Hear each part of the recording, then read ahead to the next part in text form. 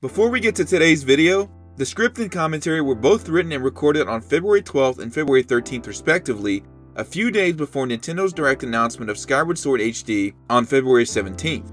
Due to the winter storm occurring in Texas during the week of February 15th through February 19th, I was unable to produce the video before the direct launched, so the end of the video talks about Skyward Sword as if Nintendo had not announced Skyward Sword HD yet. Thank you for understanding.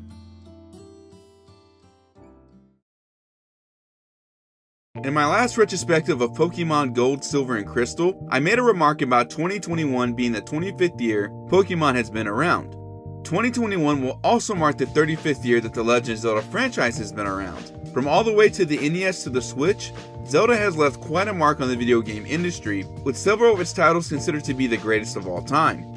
There is one title in particular that shook things up in terms of storytelling and gameplay that also went on to influence another popular Zelda title that followed after that, and I am of course talking about Skyward Sword.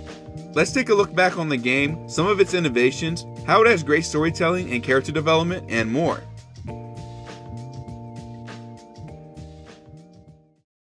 Skyward Sword is the earliest point of the timeline in the Zelda universe, and people live in the sky on a piece of land known as Skyloft. As long ago, the earth cracked and evil forces rushed out of the fissure, attacking the people that lived on the land and also destroying the land in the process.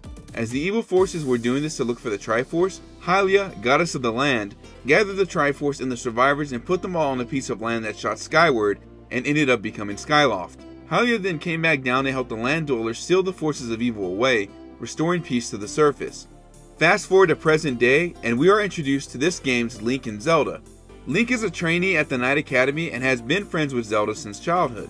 Link has run-ins with bully and fellow student Groose, but this is usually diffused with the help of Zelda. Link plans to participate in the annual wing ceremony, but his loft wing goes missing and has to find it before the ceremony starts. However, it is revealed that Groose was the one responsible for hiding the loft wing.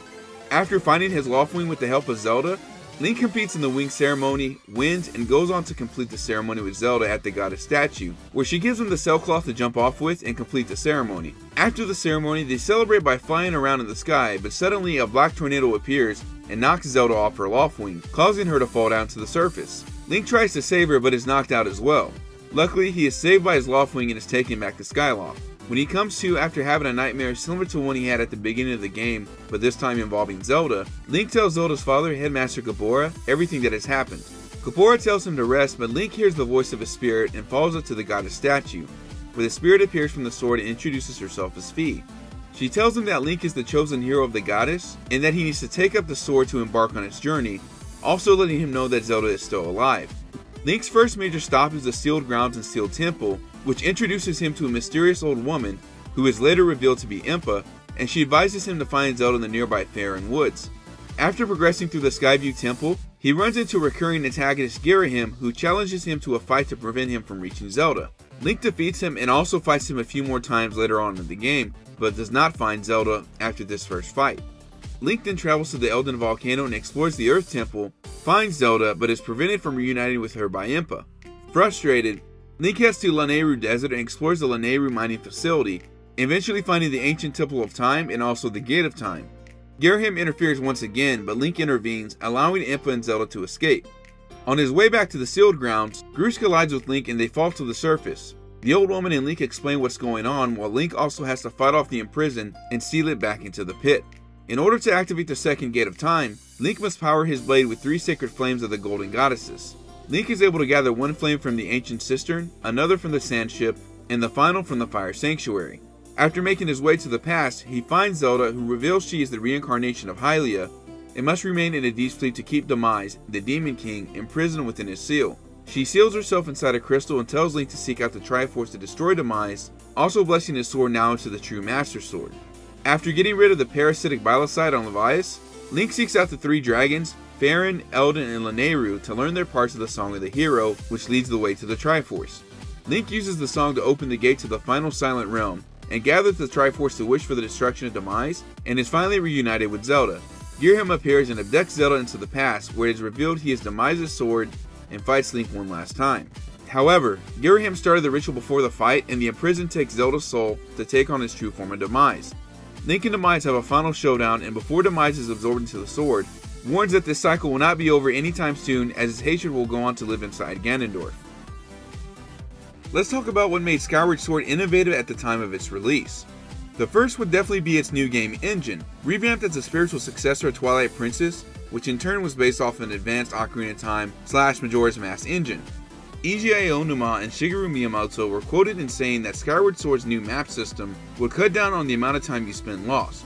We want to alter the traditional flow of Zelda games and take elements of a dungeon and actually move it out of those small connected rooms into an area that is considered a field. Although the game itself is still quite linear, there is some amount of freedom with the new Loftwing flight system, as you can explore the sky above the earth and visit other islands, such as Bamboo Island, the Lumpy Pumpkin, Isle of Songs, and more.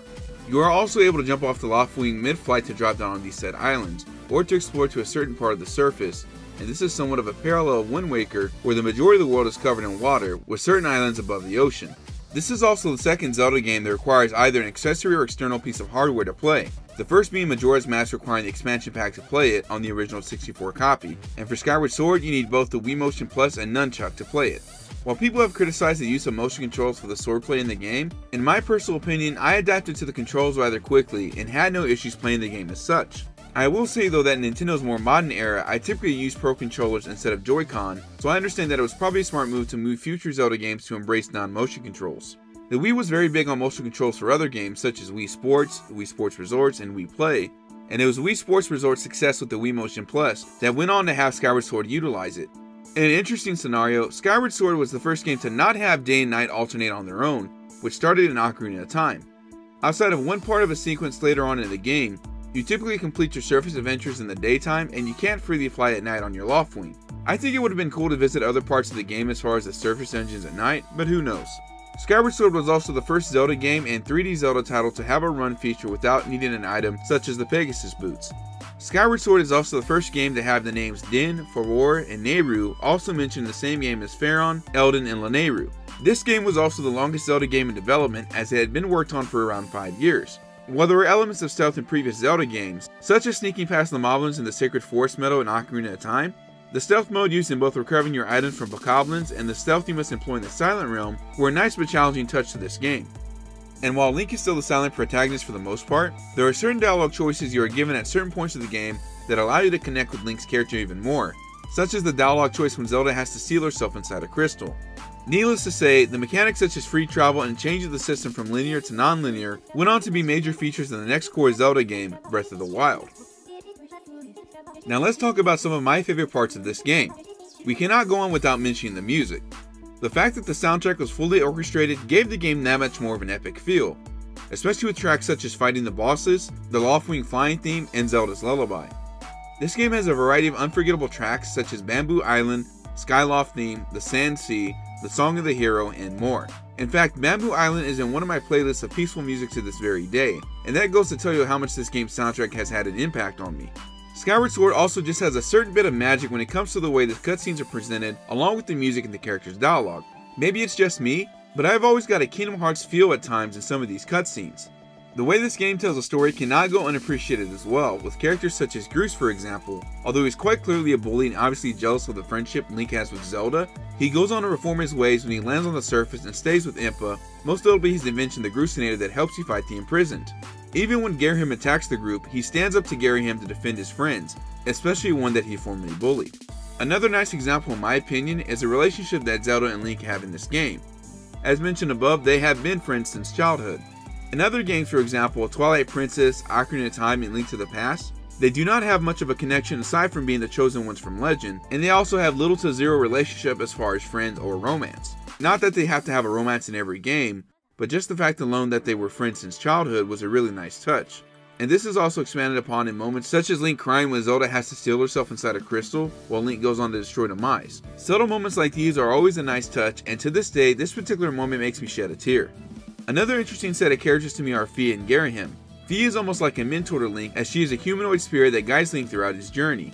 It is not until much later in the game that Ghirahim, a recurring antagonist who is a very unique character in his own right, is the evil counterpart to Fia, as he is the spirit of Demise's sword.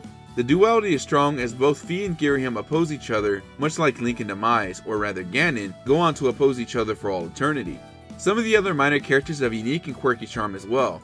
There's of course Beetle, the merchant who reappears from past Zelda games such as Wind Waker, Minish Cap, and goes on to appear also in Breath of the Wild, the friendly but misunderstood demon Batro who wishes to be human, the kind but cowardly Fledge, Peter, former knight and famous swordsman, the Kikwi, and last but not least, the 3 dragons of the surface.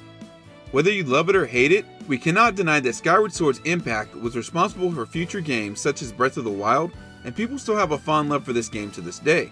It would be awesome if Nintendo was able to remake or port this to the Switch and have the option to play without Joy-Cons and play on a standard motion controller / GameCube controller layout, such as they did for Twilight Princess HD, but only time will tell if they bring Skyward Sword to the current generation or leave it in the past. Either way, Skyward Sword will always be immortalized for making a big splash in the Zelda franchise. As I mentioned in the disclaimer in the beginning, here's an update as of February 17, 2021. Skyward Sword is getting ported to the Switch as Skyward Sword HD with a release date of July 16th. Great news to end this video on. Let me know what you guys think of Skyward Sword in the comments below. What was your experience like with the game? If you enjoyed the video, please consider subscribing, sharing it with your friends, leaving a like, and commenting, as these all help my channel grow. Thanks for watching, stay beautiful, stay awesome, and we'll catch you around next time.